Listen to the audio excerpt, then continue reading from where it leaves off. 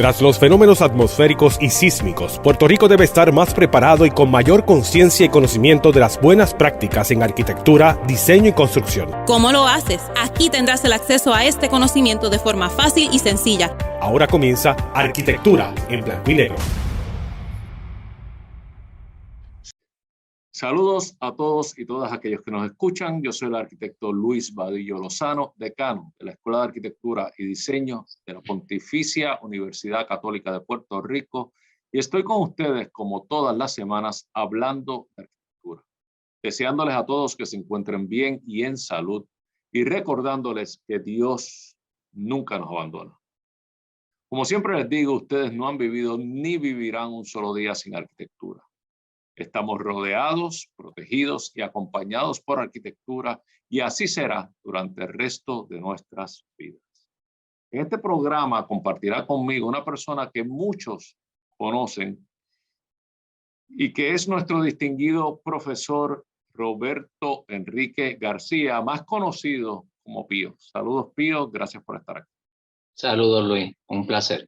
Gracias por la invitación, por haber respondido a la invitación. Y hoy vamos a hablar, Pío, de un tema que yo estoy seguro que a muchas personas ya no les gusta escuchar, pero ciertamente no lo hemos superado de un todo y estamos en un proceso de reconstrucción y recuperación que nos toca abordar. Y es el tema del terremoto. El terremoto del 2020 que tanto afectó la región sur, suroeste y la ciudad, particularmente la ciudad de Ponce y particularmente el distrito histórico de la ciudad. Y tú como persona, eso obviamente nos impactó a todos, pero a ti como persona amante y dedicado a la restauración y recuperación de edificios y estructuras históricas y tan envuelto con estos esfuerzos en la ciudad de Ponce, supongo que habrá sido particularmente sobrecogedor ese evento, ya que muchas de estas estructuras que se han visto afectadas, tú las conocías y estabas bien consciente de ellas, y verlas en el estado que llegaron a estar o en el estado que muchas de ellas todavía están, debe de haber sido para ti una experiencia dolorosa, difícil. Y quisiera, aunque no centrarnos demasiado en ese tema doloroso, porque queremos terminar con una nota alta y positiva de este programa, o sea que les pido a todos los que nos están escuchando y viendo que no se retiren, que venimos con buenas noticias, pero quisiera comenzar con esa primera experiencia de una persona conocedora de las fortalezas, pero de las debilidades y las carencias también de algunas de estas estructuras. Cuando tú sentiste el terremoto como residente de Ponce, ¿qué te pasó por la mente? Y luego cuando vistes los efectos y el impacto, ¿cuál fue tus primeras reacciones? Compártenos a nosotros sobre esos primeros momentos. Sí, nada, los primeros momentos obviamente es de asombro, porque nadie está esperando un impacto como este, por más que te lo puedan mencionar. Tú lo escuchas de otras regiones, lamentan las cosas, pero nunca es vivirlo. Vivirlo es otra cosa. Así que el impacto primero, segundo, pensar en la seguridad. Tienes seres queridos alrededor tuyo viviendo en otras estructuras. Tienes otras personas conocidas y no, el particular mismo de la zona histórica. Y de ahí pasas a analizar mientras vas de camino a buscar ese impacto que tú reconoces que debe haber ocurrido. Vas haciendo un recuento, ¿verdad? De las cosas que te puedas encontrar en el camino y cómo reaccionar a las mismas. Siempre se reacciona, Luis, buscando la seguridad pública, el ser humano. Tenía un hijo viviendo en una estructura histórica, las noticias fueron buenas en ese aspecto, lo aseguré en el seno de mi hogar, pero otras amistades que sabía que eran habitantes de estructuras históricas, a muchos les fue bastante bien, a otros no tenían una buena noticia que dar, así que nos nos aprestamos inmediatamente a socorrerlo y a convencerlos que salieran del impacto y sobre todo que abandonaran la propiedad, reconociendo que las réplicas que podrían venir en el momento podrían ser fulminantes. Pío, tú que conoces tanto estas estructuras, como dije anteriormente, y el Distrito Histórico de Ponce, y has trabajado en proyectos de envergadura dentro de este sector, ¿te sorprendieron los daños, la magnitud de los daños, o cuando tú sentiste ese primer temblor, tú te imaginabas los daños que luego te encontraste? ¿Cómo fue eso? ¿O fueron mayores, fueron menores? ¿O no te sorprendió? ¿Cómo resultó esa primera vista? ¿Fue algo, sí, algo que es mayor de lo que tú pensabas? Al fin y al cabo, lo que te encuentras, como sigues buscando, porque la intuición te lleva a buscar más, lo que me encontré finalmente fue lamentable, ver que nos iba a llevar a un estado de emergencia mayor de lo que uno hubiese querido esperar. Todavía me lo sigo preguntando, Luis, y sigo buscando soluciones, porque a eso es lo que uno no debe negarse, a que las soluciones deben estar, conociendo las estructuras, las posibilidades deben darse.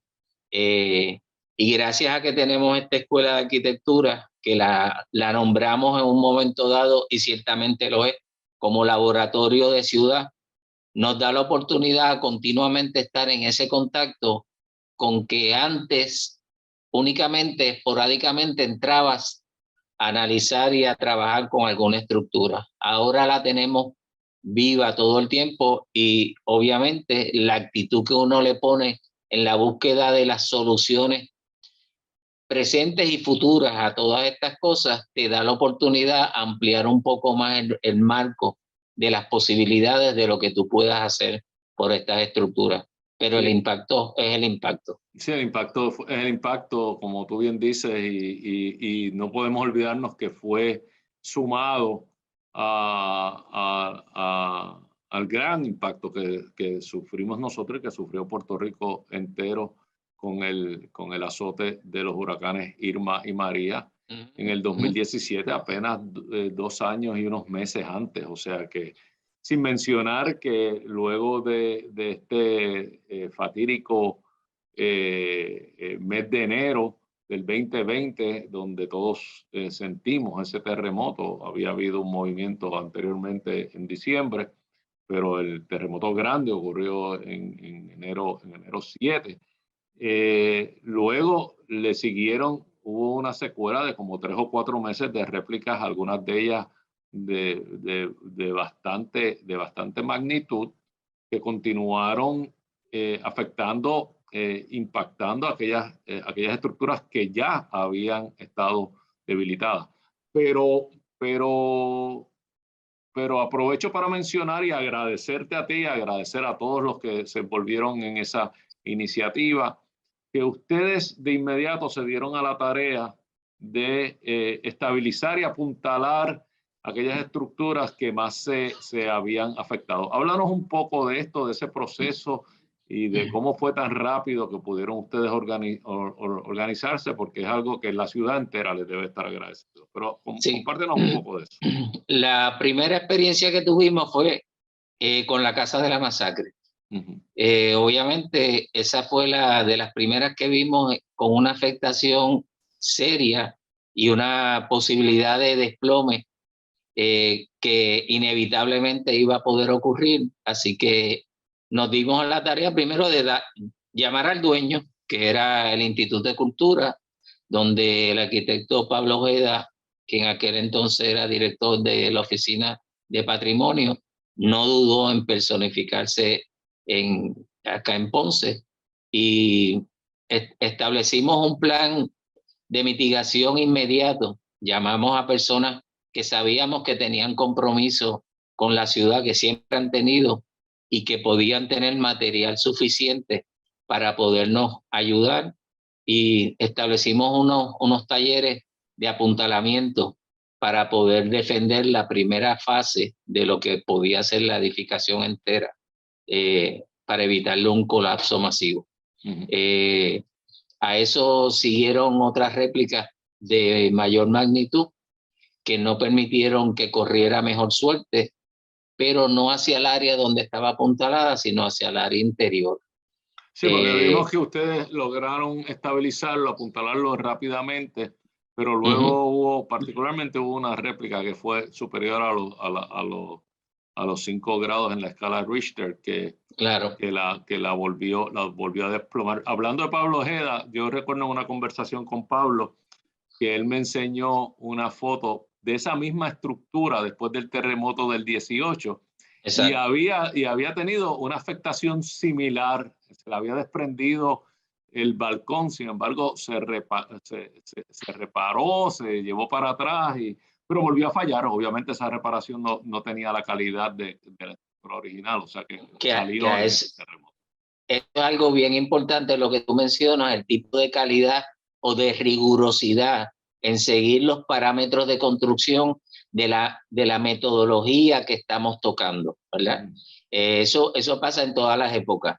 Si tú no sigues las metodologías correctas y inspeccionas y eres riguroso con el control de calidad en la metodología que estás practicando, puedes tener consecuencias nefastas. Pues eso precisamente se traduce a lo que mayormente le ocurrió a las diferentes estructuras, donde esa rigurosidad falló o no se continuó, o por la razón que fuera económica y demás, no se completó de la manera en que se esperaba. La fuerza aprovechó la debilidad y actuó de manera pues ya nefasta contra ella, y fallaron en esos puntos. Sí, pero igualmente lo que tú mencionas es interesantísimo, porque nos deja ver que todas las épocas son similares.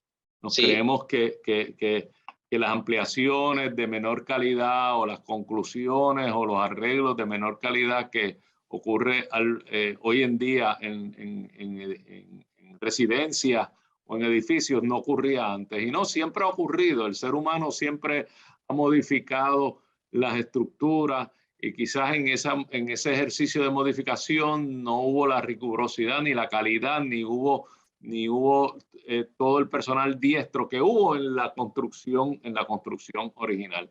Y en el caso del Museo de la Masacre o la Casa de la Masacre, se ve cómo falló por donde mismo se reparó en el 18, sí. Y ahí se ve que obviamente quizás no es que no hubo rigurosidad, quizás es que no había la posibilidad de hacerlo mejor al momento. Ya era una reparación y por ahí mismo eso es así. O sea que cuando tú lo mencionas, quiere decir que esto ocurrió, tú lo viste ocurrir no solamente en el Museo de la Masacre, sino que en muchas otras estructuras viste que fallaron cuando cambió la calidad o cambiaron los componentes del equipo que fabricó la estructura original. ¿Eso es lo que me estás diciendo? Sí, y sobre todo cuando atendimos un sector en específico, la calle Reina, que tenías diferentes tipos de estructuras que se habían construido más o menos para la misma época, pero no bajo la dirección exacta del mismo profesional, ¿verdad? En una había un arquitecto, había un diseño, había una supervisión durante el proceso. Logras ver una calidad en la metodología de construcción que es más rigurosa. En las otras ves un buen diseño en términos estéticos, pero cuando lo analizas no tienes la calidad constructiva correcta ni la rigurosidad de la metodología, y ves el fallo en esa parte. Empates de materiales que no debieron ocurrir de esa manera, que era un ejercicio simplemente de empezar a experimentar, pero no era prudente de la manera en que se hizo, pues el fallo fue mayor. Sí, eso explica entonces para muchas personas que se lo preguntan por qué residencias como la residencia Serrayé, que hoy en día es el Museo de la Música, o la Casa Salazar, que hoy en día es el Museo de Historia, o la Casa Monsanto, incluso la casa Blasini, que está tan afectada, pero está igual que como estaba antes del terremoto. Claro, o claro. estructuras como el Teatro La Perla, sobrevivieron y sobrevivieron bien, y quizás está explicado porque hubo una calidad y una consistencia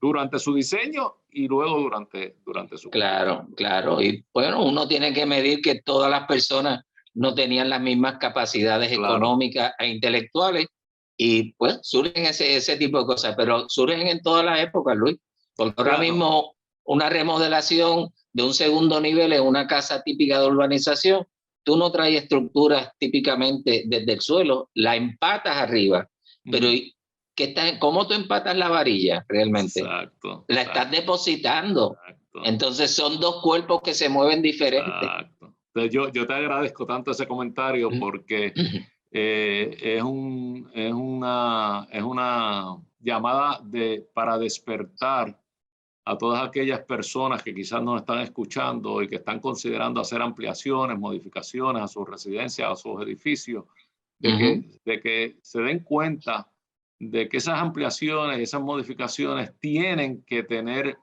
primero coherencia con la estructura original, y luego deben de guardar los estándares de calidad tanto en su diseño como en su construcción, para que en un futuro no les pase a estas estructuras quizás contemporáneas lo que a las estructuras antiguas les sucedió. Ciertamente, ciertamente. Sí.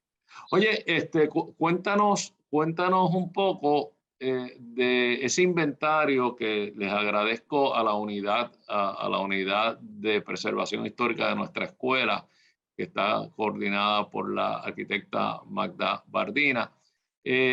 Hicieron un inventario de todas aquellas estructuras dentro del distrito histórico que se vieron afectados, incluso calificaron esa afectación en distintos grados y llegaron como a 130 y pico residencias privadas y como 10 edificios públicos. Cuéntanos un poco de ese esfuerzo. Pues mira, ese esfuerzo obviamente fue comandado aquí en la escuela, y obviamente tú tienes que ver mucho en ello. Primero, que crees en la preservación igual que nosotros, entiendes dónde estamos localizados y a quién nos debemos en términos de responsabilidad, pero sobre todo que tenemos que preparar nuevos profesionales que salgan preparados y suficientemente sensibles para analizar y evaluar este tipo de estructuras, y le dimos la mejor oportunidad posible, no tan solo al estudiante, sino a la comunidad como tal. Porque en ocasiones la impresión que se le da en general a la ciudadanía es que se rompió una estructura, que vaya al suelo, se eliminó y todo. Aquí hay mucha más responsabilidad envuelta en todo esto. Yo siempre traduzco esto a un cuerpo humano, y tú no vas, si tú eres médico y lo vas a analizar en una oficina porque tenga 85 años y vino con un catarro fuerte, tú no le vas a decir, pues mira, aquí acabó lo tuyo. No, tú tienes que tratarlo, ver las condiciones, ver qué posibilidades tiene, dónde están sus debilidades y cómo se convierten en un esfuerzo mayor para que haya fortaleza en estos cuerpos y sigan. Y eso pretendimos nosotros hacer con todo el inventario que logramos en la ciudad. Sí, valiosísimo, y aprovecho para decir que, como lo hemos dicho tantas veces, ustedes como yo, está a disposición de todo el que lo quiera ver. Lo hemos hecho disponible al municipio, porque no tiene valor ninguno si nos lo quedamos aquí. O sea que lo hemos hecho disponible, y es muy valioso, porque no solamente identifica las estructuras afectadas, sino que ustedes fueron un paso más allá. Y es que ustedes dijeron cuál es el grado de afectación. Exacto. De manera de que pudieron identificar aquellos que sean definitivamente pérdidas totales, pero están diciéndole, no todos son pérdidas totales. O sea, no es cuestión de ponernos a tumbar la ciudad completa. Hay alternativas. Y sobre esas alternativas, Pío, vamos a hablar ahora en la segunda mitad, porque sé que te has envuelto en una experiencia que es interesantísima, y sé que todos aquellos que nos están escuchando y nos están viendo les va a gustar muchísimo ver que hay una esperanza con lo que es las estructuras afectadas en nuestro distrito histórico. Nos vemos entonces en la segunda mitad. Bien, ¿Cómo no? no me dejes solo en la segunda mitad, cuento contigo. No. Y no me dejen solo ustedes tampoco, acompáñennos en unos minutos en la segunda mitad del programa Arquitectura en Blanco. Gracias. Ahora comienza Arquitectura en Blanco y Negro. Amigos, aquí de regreso, yo soy el arquitecto Luis Vadillo Lozano, decano de la Escuela de Arquitectura y Diseño de la Pontificia Universidad Católica de Puerto Rico, y esto es Arquitectura en Blanco y Negro. Les invitamos a que nos busquen en YouTube bajo el mismo nombre, Arquitectura en Blanco y Negro, donde todos los jueves encontrarán nuevo contenido. En este programa compartiremos con ustedes conocimientos de esta bella profesión, aquellos que les sirvan para evaluar, observar, saber exigir y saber apreciar la buena arquitectura. Nuevamente, como les deseé en un comienzo, espero que se encuentren bien y en salud, y recuerden, Dios nunca nos abandona. En esta segunda mitad continuará con nosotros, y le agradezco que no me haya dejado solo, nuestro distinguido profesor Roberto Enrique García, más conocido como Pío. Pío, gracias por estar aquí, gracias por no dejarme solo. Gracias. Siempre un placer. Pío, hemos estado hablando durante la primera mitad y se nos fue la primera mitad hablando obviamente de las experiencias dolorosas y difíciles de aquellos primeros días y aquellos primeros momentos después del terremoto. Pero yo creo que debemos de dejarlo atrás ya. Debemos de empezar a hablar de las posibilidades, de la reconstrucción y del futuro.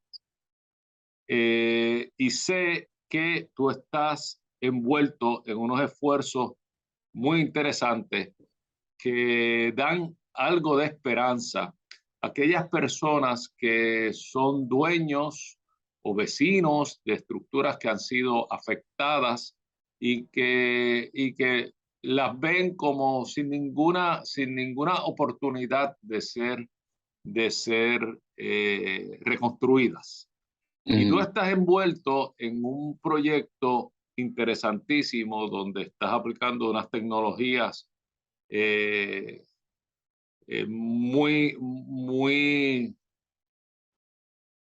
complejas quizás para algunos, pero que tú las estás aplicando con relativa soltura y familiaridad.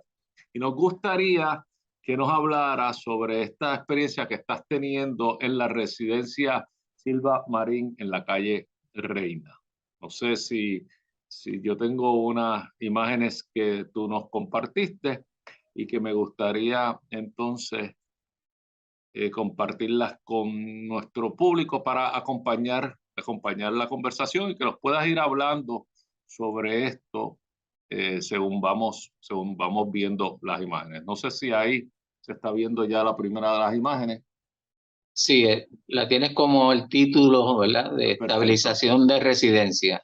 Es correcto. Entonces, háblanos un poco de esta residencia. Bueno, esta residencia es una de un conjunto gemelo que tenemos en la calle Reina. Aquí la vemos con el camión al frente, ¿verdad? Y fue una de las que se afectó. Se afectó la primera, la anterior y esa. Con la suerte de que esta del señor Silva se afectó de una manera menos crítica. Pero aún así se afectó porque el movimiento logró desmantelar, ¿verdad? La integridad de las paredes en ladrillo. Por muchas razones, primero por el movimiento y segundo porque la integridad del ladrillo, obviamente como son partículas independientes unidas por un mortero, pues al moverse la misma y no tener estructura de acero integrada, pues se desarticulan. La idea era de cómo podíamos primero regresar la pared al estado donde se logró desplazarse y luego empezar a diseñar un concepto que nos ayudara a reforzar aquellos daños que había ocurrido. Tenemos que mencionar bien claramente que en el análisis que hicimos nos encontramos con afectaciones de dos tipos. Una, la del movimiento sísmico, que no le vamos a restar valor por la intensidad y la fortaleza que tiene. Pero hay otra que silenciosamente o de manera por ignorancia le causamos a estas estructuras, que es el daño humano, queriendo actualizar las estructuras o poniéndole usos que no tenían o para lo que no estaba contemplado, y son las que empezamos a ver, ¿verdad? ¿Cómo háblame un poco de lo que estamos viendo aquí, que veo que tú tomaste foto. Buscando formas de hacer un listado o de dónde más se veía la expresión de estas afectaciones. Fuimos al techo y vimos que mecanismos que fueron instalados no midieron la manera de instalación y hicieron excavación y rompieron pared para instalar servicios eléctricos y servicios de aire acondicionado, fragmentando y poniendo en peligro la integridad de estos muros. Porque una vez tú rompas el ladrillo no tienes cómo darle la integridad que le quitaste. Claro, así que cuando vino el movimiento aprovechó todas aquellas áreas que se quedaron más vulnerables por la afectación que le hicimos y afectaron de manera directa. Entonces, cuéntame lo que cómo ustedes se acercaron a este problema y en qué consiste esta obra de apuntalamiento provisional. ¿Por qué hay un apuntalamiento provisional? Vamos a empezar. Bueno, el apuntalamiento provisional es eminente porque, por lo que hablamos anteriormente de la estructura, como ejemplo, de la estructura de la Casa de la Masacre. Tienes que aguantarla de alguna manera, porque no puedes determinar cuándo regresa cualquier movimiento, que hasta los otros días seguimos teniendo, ¿ves? Aquí está el apuntalamiento interior y podemos ver la fragmentación en los muros que sufrieron. O sea, hay un elemento para entender, y para que el público nuestro, que no necesariamente está adiestrado en arquitectura y sí, o en ingeniería estructural, el primer paso es estabilizar la estructura. Estabilizar la estructura y darle, sí, darle cualquier tipo de seguridad adicional que nos garantice el poder seguir trabajando con ella y que no se nos siga deteriorando. Claro, y darle seguridad también a los trabajadores que van a estar envueltos en la obra de estabilización final. Siempre, ¿verdad?, se piensa por encima de todo la seguridad humana. ¿Qué estamos viendo aquí? Aquí tenemos en la foto de mano izquierda el interior de la nave principal, lo que es la sala. Cómo se tuvo que estabilizar con angulares, cogiendo las paredes para evitar que se sigan moviendo y desplomando las mismas, en lo que se puede trabajar con ellos. El instrumento que estamos poniendo de detalle, que lo vemos al terminar de las partes angulares, es un elemento que nos permite ajustar el apuntalamiento para ir llevando las paredes a su estado natural, porque muchas de ellas se desplazaron y empezaron a querer colapsar.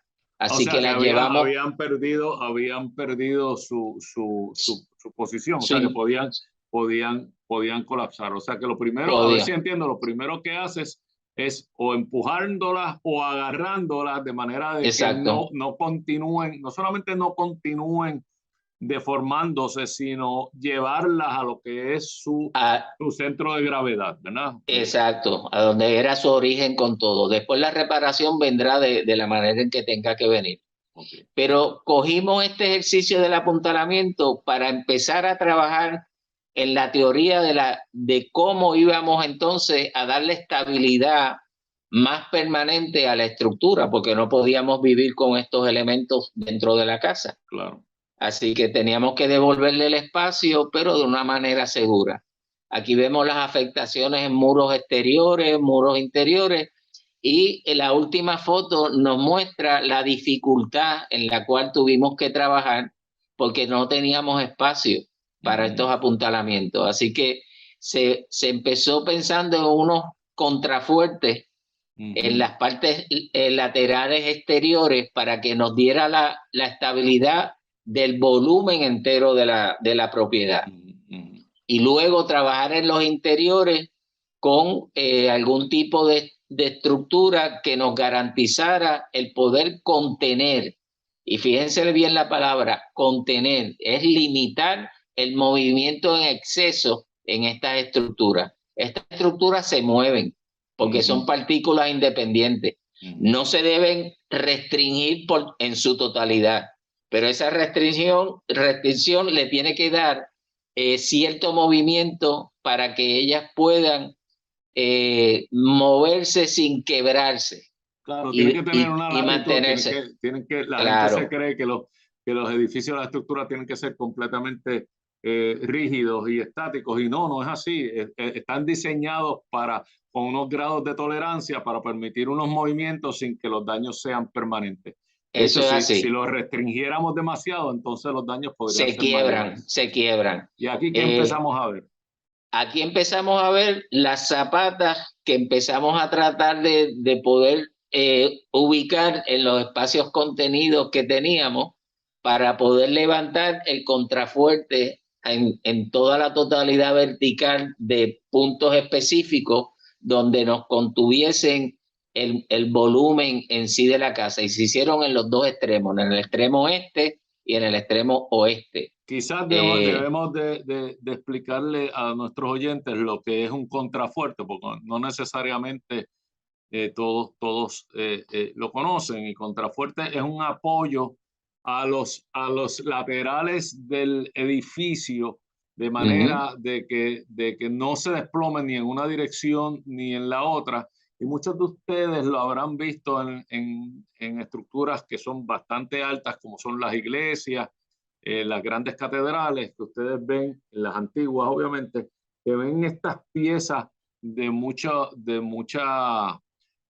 volumen por fuera en los laterales, y lo que produce es precisamente una estabilidad de esas paredes, y permite que se suban las paredes a las alturas que en esas estructuras tan majestuosas llegan a tener. En este caso, pues claro, tú estás aplicando esa tecnología para darle estabilidad a esas paredes que se vieron afectadas, ¿correcto? Sí. Algo importante es mencionar que este contrafuerte, aunque es de otro material ajeno a lo origen que tiene como material la estructura que estamos trabajando, que es mampostería, no está agarrado a la mampostería, simplemente está fundido como un freno para contener ese movimiento. Claro, para ayudarlo en sus cargas laterales, para darle estabilidad en sus cargas laterales. Quiere decir que cuando venga un movimiento lateral, que son los terremotos, están estos elementos que le van a dar un grado de estabilidad mayor. Eso es así, Así que vemos todo el proceso. Perfecto. Otra cosa importante mencionar, que estas estructuras no tienen zapata como conocemos hoy día. Zapata es porque al culminar la base de la fundición del origen de nuestra construcción, se amplía hacia los lados, creando un área de estabilidad mayor. Estas estructuras es el mismo muro que sigue y continúa y penetra dentro del subsuelo, ¿verdad? Claro. Pero no se amplía hacia los laterales, porque el ladrillo pues no haría nada ampliando hacia los laterales, no tiene cómo soportarse. Así que es el ancho del muro culminando en el interior del terreno. Sí. Y lo único que tienen que entender los que nos escuchan, que esto es como una estructura, se llama ciclopia, que básicamente funciona con el peso y la estabilidad de las piezas, que están pegadas con un mortero, pero que ese mortero pues obviamente no las amarra de manera permanente. Exacto, y ese mortero se deteriora con el tiempo, que también tenemos que tomarlo en consideración. Esto es parte de preparar la pared para recibir ese contrafuerte, y en la manera en que fuimos fundiendo su zapata y el contrafuerte de manera lateral a la estructura. O sea que tú limpias la terminación de la pared de manera de que pueda haber una adhesión mejor. El cemento entre el concreto que estás vaciando en el contrafuerte, claro, y la pared existente. Eso es así. Aquí vemos obviamente la cajuela, la cajuela. el molde del contrafuerte y la manera en que tuvimos que irlo virtiendo cubo a cubo porque no teníamos cómo trepar mucho más andamio. Siempre hay sus dificultades y tenemos que trabajar con ellas. O sea, no es una tarea fácil, es totalmente artesanal. Increíble, increíble, increíble labor. Sí, aquí lo veo, o sea que van a quedar por fuera. Exacto. Okay. Entonces, ¿Y aquí qué estamos viendo? Este es el mismo muro en el interior y si podemos ver la foto de mano izquierda nos muestra como unas líneas horizontales interactuando con el ladrillo. Esos son grapas de acero.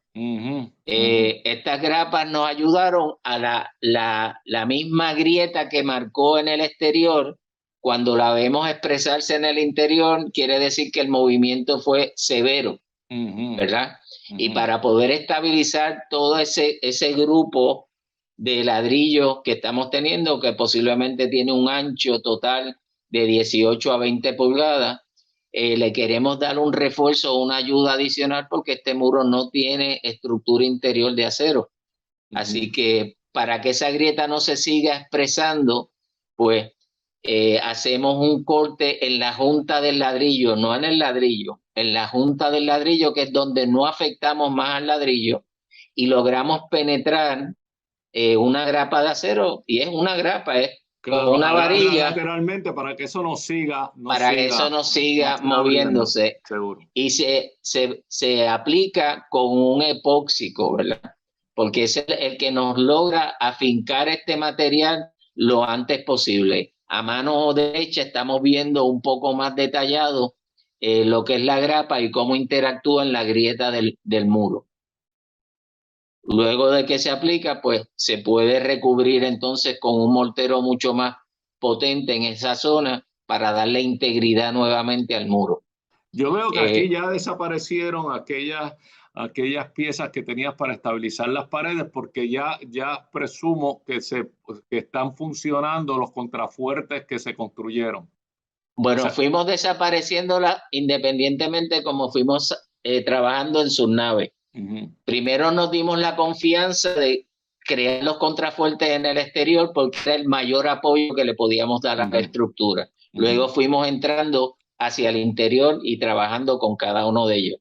Se tuvo que eliminar, remover el plafón para saber la acción que ocurrió en la estructura en la parte superior y que no nos encontráramos con más afectaciones. Esta es la acción de ir removiendo las cornisas interiores para luego remover el plafón y saber qué nos vamos a encontrar sobre este plafón. Porque ya esta parte es otro tipo de estructura. Mira, mientras íbamos removiendo las tablas de las cornisas, nos encontrábamos con los ladrillos que se habían desplazado y se habían creado unas aperturas completas. Así que todo eso es parte de la reconstrucción que vamos haciendo poco a poco a estos muros. Interesante. Aquí ya vemos una mirada general, podemos apreciar una de las grietas mayores que estamos viendo. Nos encontramos como que las paredes interiores eran tabiques de un solo ladrillo, entonces no nos permitía hacer reparaciones como habíamos podido hacerlo en los muros gruesos, que eran los estructurales, los que daban hacia el exterior. Volvemos a ver la marca del daño humano que hacemos por querer poner una instalación eléctrica para los aires acondicionados. Rompieron el ladrillo, cortaron, era un solo ladrillo, así que prácticamente lo inhabilitaron de su fortaleza. Y ahí creó una de las grietas potentes. Claro, esas son las intervenciones que tú mencionabas también al principio, de que no están hechos con el mismo nivel de rigurosidad. O sea, aquí seguimos viendo las afecciones. Exacto. Y media la ignorancia dentro de todo esto, ¿verdad? De no reconocer, muchas veces tocan la pared, es sólida, pues de cemento. No, no lo es. No lo es. Nos encontramos con todo este tipo, mira la condición, está documentada completo. Y nos encontramos con que era muy poco denso, porque solamente tiene un carácter de ladrillo. Aquí nos encontramos al remover el plafón, con que no empecé a todas estas intervenciones nefastas que había tenido la casa. En el muro que da hacia el exterior le faltaba la mitad de la cercha, que es la que soporta al techo de zinc arriba, lo cual pues te sigue dando más la razón de que cuando vino el movimiento, ese elemento estructural del techo no tenía cómo darle apoyo suficiente a esa pared, así que tuvimos que interactuar sobre él y reparar y reconstruirle la parte de la cercha que le faltaba. Aquí vemos la pared que se debilitó, que te hablamos, por la parte eléctrica, cómo tuvimos que desmontarla porque ya lo que quedaba cuando la tocamos se nos vino abajo encima. Wow. Así que tuvimos que determinar que la íbamos a eliminar esa parte. Ya el dueño decidió que no iba a conectar más los cuartos por esa zona, entonces lo reforzamos con una estructura de acero en el interior de la misma. Aquí damos la idea de todos los materiales que hemos estado sacando deteriorados, carcomidos por el comején y demás, que es la otra parte que nos da la oportunidad de analizar, ¿verdad? Todo el desecho de ese material. Ellos al principio, pues, por economía no querían llegar a esa decisión, pero obviamente fuimos ajustando. Vimos el proceso también de enderezar el muro poco a poco con los ladrillos antes de ponerle mortero para poderlo dejar estabilizado en la posición en que debe estar. Y aquí nos da una muestra general. En la próxima vamos a ver ya la interacción de reforzar esos muros débiles del medio. Se determinó que íbamos a hacer como si fueran unas jaulas, pero realmente son dos paredes que crean un emparedado con la pared del centro. Y la vemos aquí, se levantan columnas, vigas y vigas conectando arriba, soportando, ¿ves? Como lo tenemos aquí, soportando la cercha, la tijerilla también, para alivianarle el peso de esa estructura, el que cuando haya movimiento no interactúe con el impacto que interactuó en este momento. Entonces, todas estas jaulas que yo le llamo, que van a estar conectadas en cada espacio, se conectan con un puente de acero también entre ellas, para que entonces se concentre en un cuerpo entero estructural que va a estar aguantando lateralmente toda la estructura. Y aquí se ve ya la estructura. Aquí se ve la estructura ya un poco más liberada. Los dueños de la casa con mucha más confianza y esperanza a poder regresar a su casa de una manera más segura, ¿verdad? Estos trabajos no se pueden llevar a cabo sin un compromiso también de las agencias que monitorean la existencia de nuestro patrimonio, de que entiendan que ya no podemos seguir subsistiendo una vez sufrimos una condición como la que nos condicionó hasta el momento la seguridad. Así que en lo posible tenemos que empezar a ver esto como un retrofit, como una ayuda que se le tiene que dar a estas estructuras que sufrieron. Y puede ser en diferentes facetas y en diferentes casos. Hay estructuras que tú puedes... La verdad es que el trabajo que nos has compartido es interesantísimo. Yo creo que da esperanza a todas aquellas personas que son propietarios o que están considerando comprar alguna de estas estructuras afectadas, y dejarles saber que hay posibilidades, y dejarles saber también a las autoridades que hay opciones para el rescate de estas estructuras históricas que son tan importantes para el tejido urbano de la ciudad de Ponce. Pío, el tiempo se nos ha acabado, como siempre nos traiciona. Yo quiero agradecerte todos estos esfuerzos que tú has hecho y que nos hayas compartido esta experiencia. Ciertamente la ciudad tiene que estar muy agradecido en términos de este empeño tuyo casi quijotesco de preservar lo que es nuestro patrimonio construido. Sin más, Muchas gracias nuevamente y gracias a todos aquellos que nos han acompañado durante esta hora. Esto es Arquitectura en Blanco y Negro y estaremos con ustedes la próxima semana con un nuevo tema. Gracias y hasta la próxima semana. Gracias a ti, Luis. Gracias a ti. Todos vivimos en sintonía con la arquitectura. Queremos escuchar tus ideas, dudas y preocupaciones. Escríbenos a arquitecturaenblancoynegro@pucpr.edu. Arquitectura en Blanco y Negro es una producción de la Pontificia Universidad Católica de Puerto Rico.